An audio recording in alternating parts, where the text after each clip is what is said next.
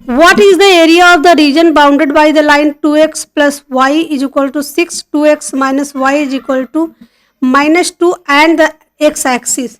देखो ये दो लाइन्स हैं और एक एक्स एक्सिस, ये एक तरह का ट्राइंगल होगा, उसके बीच की एरिया पूछ रहा है। तो यहाँ से हमें 3 पॉइंट, जो दो लाइनें हैं उनका एक इंटरसेक्शन पॉइंट निकलेगा, फिर एक्स एक्सिस और पहली लाइन का इंटरसेक्शन पॉइंट और एक्स एक्सिस और दूसरी लाइन का इंटरसेक्शन पॉइंट। तो यहाँ से इसका इंटरसेक्शन पॉइंट क्या होगा, दोनों के एक्स और वाई की वैल्यू निकाल लेंगे। अगर इन दोनों को जोड़ देते तो ये कट जाएगा, यहाँ से आ जाएगा 4x बराबर आ जाएगा 4x की वैल्यू 1 आ गई, तो y की वैल्यू आ गई यहाँ से 2 4। तो यहाँ से हमें पॉइंट मिल गए 1 और 4। फिर x एक्सिस का मतलब होता है कि x और 0, y बराबर 0 होता, तो x एक्सिस और पहली लाइन के बीच की जो कोऑर्डिनेट्स आएंगे वो y बराबर 0 हो जाएगा, ये 0 हो गया तो x बराबर 3 आ गया, 3 0 हो गया। फिर x एक्सिस और लाइन 2 जो ये दूसरी लाइन है उसके कोऑर्डिनेट्स क्या हो जाएंगे, y बराबर 0 हो गया तो x बराबर आ जाएगा -1 और यहाँ से आ जाएगा 0।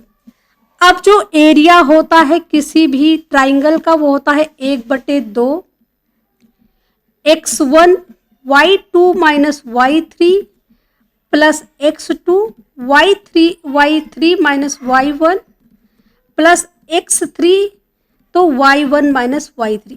इस साइकिल में होता है कि x3 है, x3 के बाद 1 आएगा फिर 2 आएगा, ठीक है।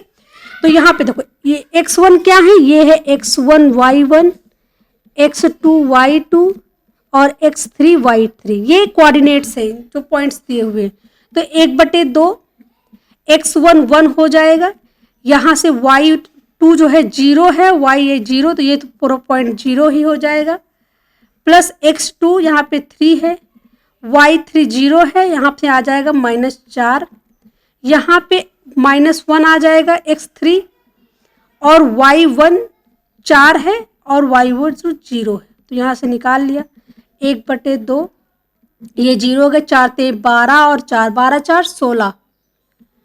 देखो जो भी डिस्टेंस आएगी, अगर यहाँ से माइनस में डिस्टेंस आ गई तो वो भी प्लस में हो जाएगी, क्योंकि डिस्टेंस यहाँ पे मॉड जैसा कुछ लगता है ना, वो बोलते हैं ना कि जो भी वैल्यू आएगी वो प्लस में ही आएगी, क्योंकि डिस्टेंस कभी निगेटिव नहीं हो सकती। ओवरऑल जो उसका रिजल्टेंट निकलेगा वो प्लस में ही होगा। तो ये हो जाएगा 8 स्क्वायर मीटर, स्क्वायर यूनिट, ठीक है, स्क्वायर यूनिट। ऑप्शन बी जो है वो करेक्ट आंसर होगा।